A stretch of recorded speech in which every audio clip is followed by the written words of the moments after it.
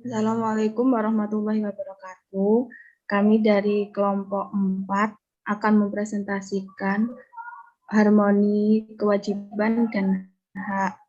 Saya Tiafrida Khairul Hikmah dengan NIM 2018 1020 1068 yang akan bertindak sebagai moderator, dan anggota kelompok saya yang pertama Muhammad Subhi Alwi dengan NIM 2018 1020 1058, yang kedua Firman Hanif Ramadan dengan NIM 2018 1020 1060, yang ketiga Dia Ajeng Cahya Ningrat dengan NIM 2018 1020 1066.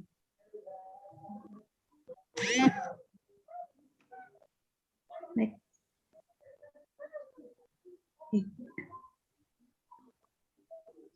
Konsep dan urgensi harmoni kewajiban dan hak negara dan warga negara. Pada zaman dahulu, wilayah Indonesia telah dikuasai oleh negara lain yang lebih mengenal konsep kewajiban dibanding konsep hak.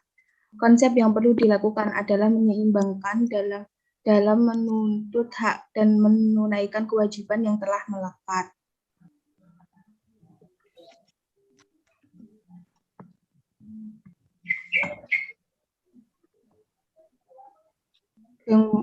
Apa sih hak? Hak itu, hak adalah kuasa untuk menerima atau melakukan sesuatu yang semestinya diterima atau dilakukan oleh pihak tertentu dan tidak dapat oleh pihak lain manapun.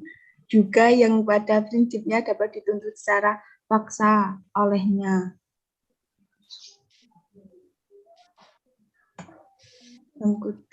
Kewajiban. Wajib adalah beban untuk memberikan sesuatu yang semestinya dibiarkan atau diberikan melalui oleh pihak tertentu, tidak dapat oleh pihak lain maupun yang pada prinsipnya dapat dituntut secara paksa oleh yang berkepentingan.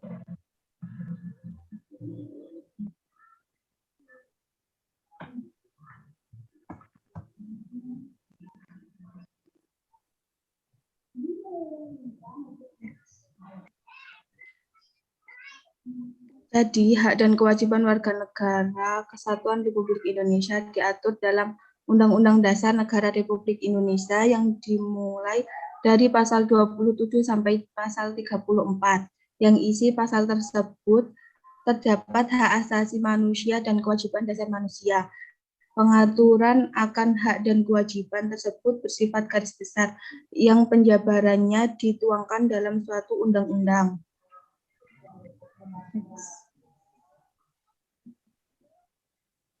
Materi selanjutnya akan disampaikan oleh rekan saya. Ya, pemerintahan pada zaman dahulu terkait hak dan kewajiban negara dan warga negara. Yang pertama, masa penjajahan Belanda, terdapat tanam paksa yang mewajibkan masyarakat Indonesia untuk bertani dan hasil panen diserahkan 1/5 bagian kepada kolonial Belanda. Masa penjajahan Jepang, ada Romusa, para pemuda Indonesia ditangkap dan dijadikan tenaga kerja paksa untuk membangun proyek-proyek yang dikembangkan oleh penduduk Jepang.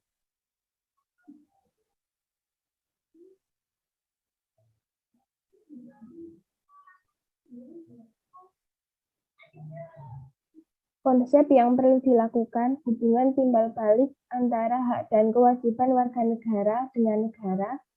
Yang pertama, hak warga negara mendapat pekerjaan dan penghidupan yang layak. Pasal 27 ayat 2 Undang-Undang Dasar 1945.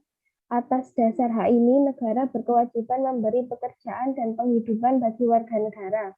Untuk merealisasikan pemenuhan hak warga negara tersebut, pemerintah setiap tahun membuka lowongan pekerjaan di berbagai bidang dan memberi subsidi kepada rakyat. Kedua, kewajiban warga negara untuk membayar pajak. Pasal 23A Undang-Undang Dasar Negara Republik Indonesia 1945. Hal ini dikarenakan pajak merupakan sumber penerimaan negara terbesar di Indonesia. Dengan masuknya pendapatan pajak dari warga negara, maka pemerintah negara akan mampu memenuhi hak warga negara, yaitu penghidupan yang layak.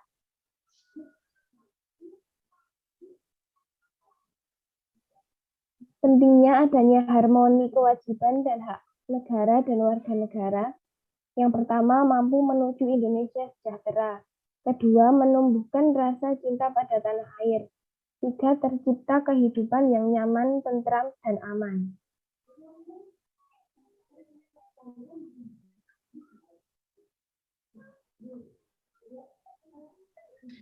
Sumber harmoni kewajiban hak negara dan warga negara.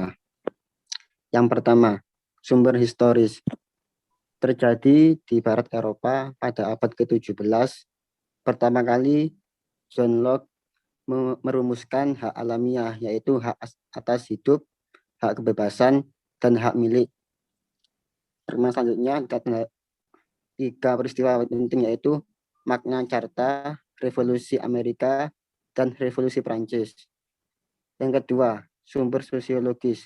Perubahan struktur kekuasaan dari demokrasi menjadi oligarki pada rezim Orde Baru dan munculnya kebencian sosial budaya terselubung. Yang ketiga, sumber politik. Proses perubahan UUD NRI 1945 yang terjadi pada era reformasi. Argumen tentang dinamika dan tantangan harmoni kewajiban dan hak negara dan warga negara. 1. Pendidikan dan kebudayaan serta iptek.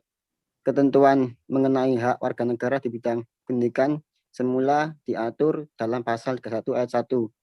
Tiap-tiap warga negara berhak mendapatkan pengajaran.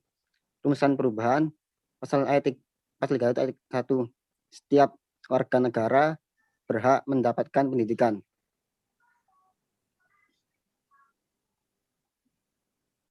Penjelasan perubahan dari pasal di atas. Kala tiap-tiap menjadi setiap merupakan penyesuaian perkembangan bahasa Indonesia. Adapun perubahan kata pengajaran menjadi pendidikan dimaksudkan untuk memperluas hak warga negara karena pengertian pengajaran lebih sempit dibanding pendidikan.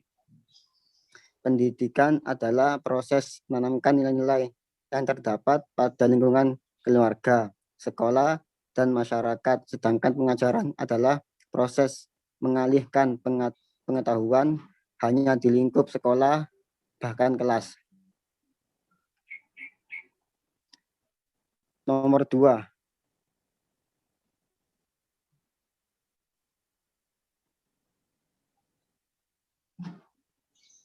Perekonomian nasional dan kesejahteraan sosial. Ketentuan ini dalam bab 14 dengan judul bab kesejahteraan sosial dan terdiri atas 2 pasal, yaitu pasal 33 ayat 3 dan pasal 34 tambah ayat. Setelah perubahan UUD NRI 1945, bab 14 judul bab menjadi perekonomian nasional dan kesejahteraan sosial, terdiri atas 2 pasal, yaitu pasal 33 dengan 5 ayat dan pasal 34 dengan 4 ayat. Salah satu perubahan penting untuk pasal 33 terutama dimaksudkan untuk melengkapi aturan yang sudah diatur sebelum perubahan UUD NRI 1945 sebagai berikut. A. Pasal 33 ayat 1 UUD NRI 1945 menegaskan asas kekeluargaan. B. Pasal 33 ayat 2 UUD NRI 1945 menegaskan bahwa cabang-cabang produksi yang penting bagi negara dan yang menguasai hajat hidup orang banyak harus dikuasai negara. Pasal 33 ayat 3 UUD NRI 1945 menegaskan bahwa bumi dan air dan kekayaan alam yang terkandung di dalamnya harus dikuasai negara. Yang ketiga, pertahanan dan keamanan negara. Semula ketentuan tentang pertahanan negara menggunakan konsep pembelaan terhadap negara pasal 30 ayat 1 UUD NRI 1945. Rumusan perubahan UUD 1945 pasal 27 ayat 3. Penjelasan perubahan pasal di atas. Ketentuan mengenai hak dan kewajiban dalam usaha, pertahanan, dan keamanan negara. Pasal 30 ayat 1 UUD NRI 1945 merupakan penerapan dari ketentuan pasal 27 ayat 3. Penerapannya adalah dengan memberikan hak dan kewajiban pada warga negara dalam usaha mempertahankan dan keamanan negara. Selanjutnya yaitu esensi dan urgensi harmoni kewajiban dan hak negara dan warga negara. 1. Yaitu agama. Bangsa Indonesia dikenal sebagai bangsa yang religius. Di antara 5 sila Pancasila ada hubungan yang mengikat satu dengan yang lainnya. Sehingga Pancasila merupakan suatu keseluruhan yang bulat. Kesatuan sila-sila Pancasila yang memiliki susunan hierarkis piramidal itu harus dimaknai bahwa sila pertama ketuhanan yang Maha Esa menjadi dasar dari A. Sila kemanusiaan yang adil dan beradab. B. Persatuan Indonesia. C. Kerakyatan yang dipimpin oleh hikmat kebijaksanaan dalam permusyawaratan atau perwakilan. Dan D. Keadilan sosial bagi seluruh rakyat Indonesia.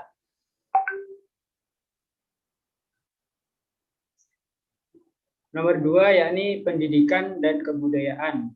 Pendidikan dan kebudayaan merupakan dua istilah yang satu sama lain saling berkorelasi sangat erat. Pendidikan adalah salah satu bentuk upaya pembudayaan melalui proses. Pendidikan kebudayaan bukan saja ditransformasikan dari generasi tua ke generasi muda, melainkan dikembangkan sehingga mendapat derajat tertinggi berupa peradaban. Dari rumusan pasal 31 ayat 3 UUD NRI 1945, terdapat konsep fungsi negara, yakni mengusahakan dan sekaligus menyelenggarakan sistem pendidikan nasional. Fungsi-fungsi negara atau function of the state dalam lingkup pembangunan negara atau state building, cakupannya meliputi hal-hal berikut ini, yaitu A. Fungsi minimal, melengkapi sarana dan prasarana umum yang memadai seperti pertahanan dan keamanan, hukum, kesehatan dan keadilan.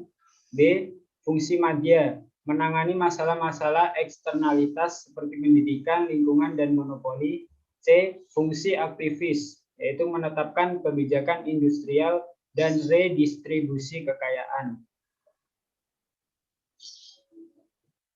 Nomor 3 yaitu perekonomian nasional dan kesejahteraan rakyat. Sesuai dengan pasal 33 ayat 1 Undang-Undang Dasar NRI tahun 1945, asas perekonomian nasional adalah kekeluargaan. Kekeluargaan merupakan asas yang dianut oleh masyarakat Indonesia dalam berbagai aspek kehidupan, yang salah satunya kegiatan perekonomian nasional. Asas kekeluargaan dapat diartikan sebagai kerjasama yang dilakukan lebih dari seorang dalam menyelesaikan pekerjaan, baik untuk kepentingan pribadi maupun kepentingan umum. Nomor 4 yaitu pertahanan keamanan. Adanya pengaturan tentang tugas pokok dan fungsi TNI dan Polri, baik dalam Undang-Undang Dasar NRI 1945 maupun dalam undang-undang terkait, diharapkan akan mampu meningkatkan profesionalisme kedua lembaga yang bergerak dalam bidang pertahanan dan keamanan negara. Mengenai adanya ketentuan dalam pasal 30 ayat 5 Undang-Undang Dasar NRI 1945 yang menyatakan bahwa kedudukan dan susunan TNI dan Polri, pengaturan dengan undang-undang mengenai pertahanan dan keamanan negara merupakan konsekuensi logis dari prinsip yang menempatkan urusan pertahanan dan keamanan sebagai kepentingan rakyat. Baik, itu tadi presentasi dari kelompok kami. Apabila ada kesalahan dalam pengucapan, mohon dimaafkan. Terima kasih. Wassalamualaikum warahmatullahi wabarakatuh.